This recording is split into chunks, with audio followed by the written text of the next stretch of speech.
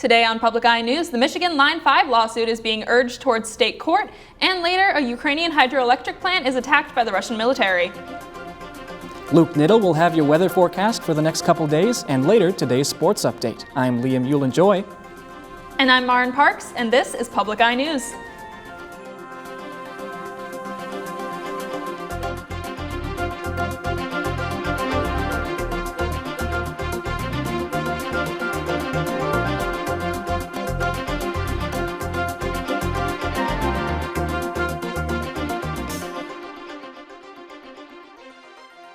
Regarding a section of Enbridge Incorporated's oil pipeline Line 5, as Michigan attorneys urged for the case's return to state courts.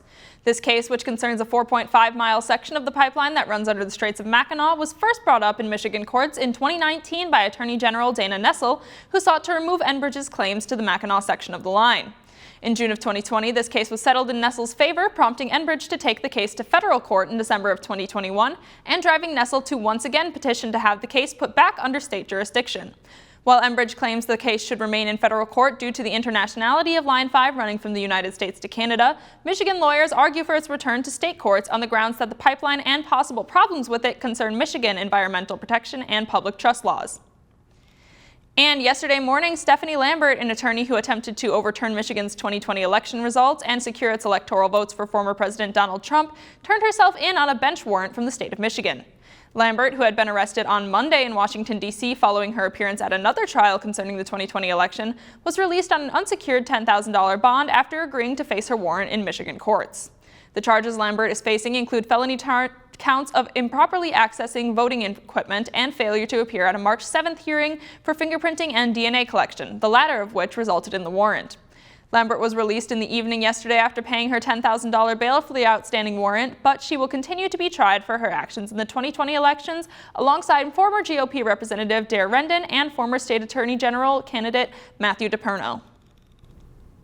Michigan Attorney General Dana Nessel has filed comments with the Michigan Public Service Commission on DTE Electric's 5-year distribution plan, saying it lacks both affordability and accountability.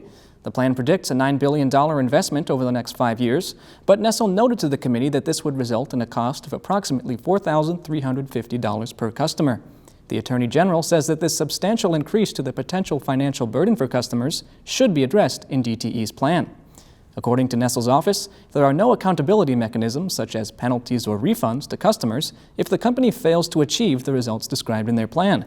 The solution, according to Nessel's view, is for DTE to refile its plan with these concerns in mind. And in her opening remarks at the United Conference on Thursday, NMU's new Assistant Vice President for Diversity and Inclusion, Sean Reese Campbell, shared her initial vision and direction related to enhancing diversity and inclusion at NMU. In service of this goal, she announced the launch of a Fellows program associated with her office. Campbell also said that a goal is to build more inclusive and culturally responsive curricula, as that helps prepare students for the world they will be leading, living, and working in when they leave NMU. Among other efforts, she is making herself available to speak in classes twice a month to address diversity and inclusion at NMU or speak about one of her research areas, food as medicine, writing and well-being, or 20th century African American literature and culture. And Uber and Lyft services are leaving the city of Minneapolis. Several city council leaders are hopeful that further conversations will keep the companies in the city. Jeff Wagner has more. Take a look. As Uber and Lyft drivers hustle passengers around Minneapolis, city staff are hustling in their own way in light of the company's impending departure. Our city enterprise is working really hard to prepare for how we meet the needs of the city without these two rideshare giants that serve 400,000 rides per week across the metro area. The tense topic once again took center stage at Thursday's City Council meeting after Councilmember Andrea Jenkins introduced a proposal to reconsider the ordinance that raises drivers' minimum wage. That discussion will happen next month, a few weeks before Uber and Lyft plan to leave. Doesn't matter where the pressure is coming from, we acted accordingly, what we see fit for the city of Minneapolis drivers' rights to have a minimum wage. I was at a high school yesterday and had students say, what's going on with Uber and Lyft? That's how I get to school every day. Students with disabilities. To quell concerns, the co-authors of the rideshare ordinance emphasize the work happening to keep transportation running smoothly. City staff are removing startup barriers that will allow new rideshare companies a smoother transition into Minneapolis. Several have expressed interest. They're also better promoting Metro Mobility, which provides on-demand rides for people with disabilities. It handled more than 2 million rides in 2023. A spokesperson said Metro Mobility has the capacity to handle an increase in riders. Jeff Wagner, WCCO News. And don't touch that dial, because after this short break, Luke Niddle will have your weather breakdown, and I will be back with your national news. Stay tuned. Coming up this week on High School Bowl, we enter some rarefied air. Our Erudite 8 are quarterfinals. In the first matchup, it's a battle of the irons as Ironwood goes up against West Iron County. Hi, I'm Jim Koski, and then in our second matchup, our Erudite 8 continues when Sault Ste. Marie goes up against Lake Linden Hubble. That's coming up this week on High School Bowl.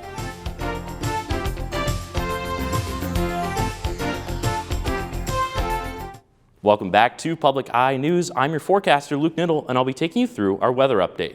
Starting off, taking a look at the school sky cam behind me, as you can see, that frosting that we got earlier in the week has started to dry out, and you can see some of the green.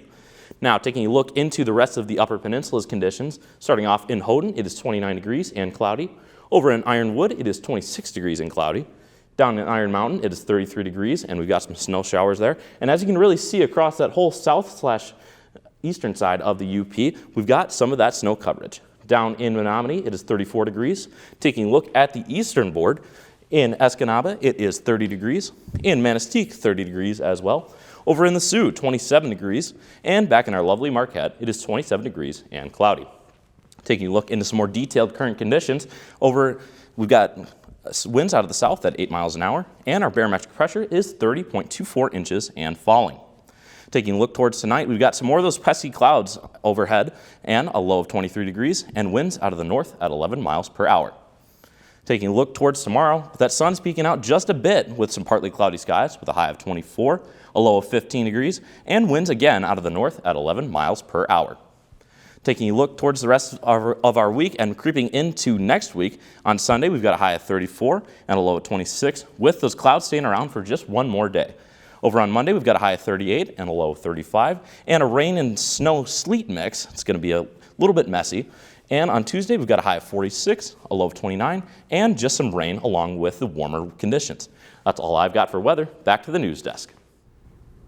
Thank you so much for that weather update. I'm definitely looking forward to those warming temperatures in the coming days, but let's jump right into our national news for the day. So over in Russia, issued one of its most devastating blows to the Ukrainian energy section as it launched an attack against one of the country's largest hydroelectric plants, Dnipro, and cut off power to the Zaporizhzhia nuclear power plant. This attack resulted in the deaths of 5 citizens and left an additional 31 injured, alongside leaving at least 700,000 citizens without power in Kharkiv, and officials estimate hundreds of thousands more across the country.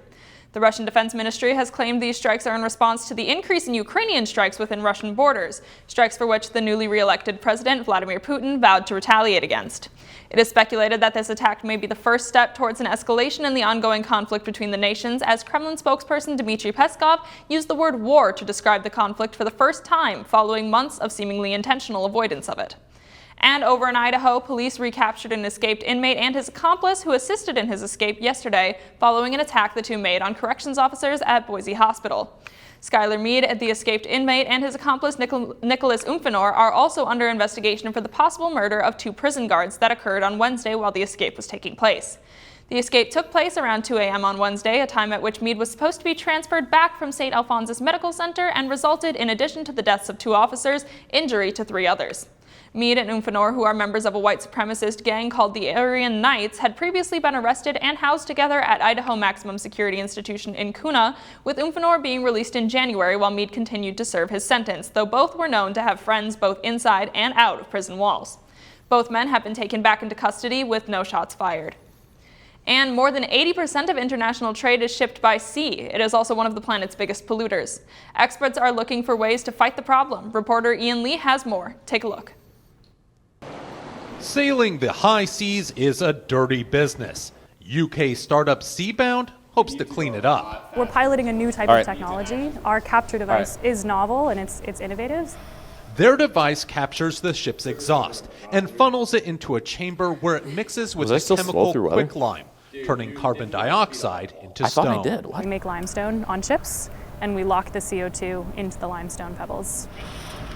The end result is a container full of rocks, which are unloaded at port and processed on land. We can do it for cheaper, we can do it at larger scale, and we can use land-based energy infrastructure. So we essentially sort of simplified the problem to just do small capture devices on ships. Climate experts say the shipping industry produces roughly 3% of all greenhouse gas emissions. The UN aims for it to hit net zero by 2050. Seabound's pilot trial captured 80% of the CO2 emissions and 90% of toxic sulfur dioxide. We have all of these ships on the water today that won't be compatible with the new clean fuels that are coming online, so we need to do something about the existing fleet. And on the stormy open seas, safety is key. There's nothing toxic, there's nothing explosive, it's very safe. Even in an extreme emergency, we would just be left with a pile of rocks. The Stone Age of sailing, sending dirty shipping into the sunset. Ian Lee, CBS News, London. We'll be right back after this short break. Stay tuned. Good evening, and welcome to Washington Week with The Atlantic. Get the best context on the week's top political news from experienced journalists, led by moderator Jeffrey Goldberg. The trials could still be going on or could start as he's president. That could happen. And we're looking now at possibly even a trial of the president's son. Many people still are unclear about Biden's agenda. Washington Week with The Atlantic, every Friday on PBS and streaming. Welcome back to Public Eye Sports, and here is your Friday breakdown. Kicking it off with some college hoops, the madness has already started as number 14 Oakland outpaced number 3 Kentucky 80-76 to advance to the round of 32. Number 9 Michigan State also advanced, dominating the number 8 Mississippi State Bulldogs 69-51. The monumental upset marked Oakland's first ever NCAA tournament win. Former Division II star Jack Golke led the way for the Golden Bears, hanging 32 on the Wildcats, along with swishing 10 threes, just one off of the NCAA tournament record of 11. As for the Spartans, this scenario is just another day in the office for legendary head coach Tom Izzo, whose 26th consecutive tournament puts MSU third all-time in the category. And staying in the world of college basketball, Max Weisbrot has announced that he has entered the transfer portal. The 2024 GLIAC Player of the Year announced on X, formerly known as Twitter, that he intends to take his talents to the Division I level. The star guard already has offers from the likes of Toledo, Indiana State, and UW-Milwaukee, among others. Weisbrot averaged 17 points per game this season and shot 39% from downtown. Another 3 Wildcats have announced that they too will hit the portal: Sam Schultz, Najashi Tolfree, and Carson Smith. Schultz averaged 10 points and 9 boards this season, with a rebounding mark good enough for top 5 in all of Division II. And ending off on some pro sports, the Red Wings picked up a huge win against the New York Islanders last night. With a 6-3 shellacking against the Isles, the Wings have learned that the best solution to any problem is to just win. Detroit is trying to make a mighty playoff push, currently holding down the last wildcard spot in the East with a record of 36, 28, and 6. However, the Capitals and Islanders are hot on their tail, with the Caps just 3 games back and New York 7 games behind. The Wings' winning ways will hopefully keep the ball rolling for a playoff spot with their next game against yet another playoff contender in the Nashville Predators, who are currently at 41, 25, and 4, good for 4th in the Central Division. That's all I have for sports. Back to the news desk. Thank you so much for that sports update. It's really cool to see so many of our athletes taking the next steps in their careers these past couple of days. It sure is. I can't believe it. Just so many NMU people seem to be making it big. I was talking about a few other players last week as well. Yeah, one of my friends loves hockey, so she got Gontus to sign her jersey, and she's like, when he goes professional, I'm going to be able to resell this. And you know what? It's worth it now because yeah. He sure is. He's hit it big. Yeah.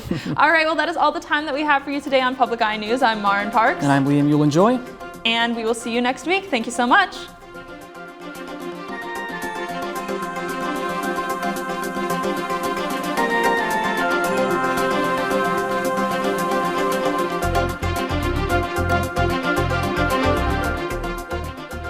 The preceding program was produced by WNMU-TV, Northern Michigan University Public Television, in studios located in Elizabeth and Edgar Hardin Hall.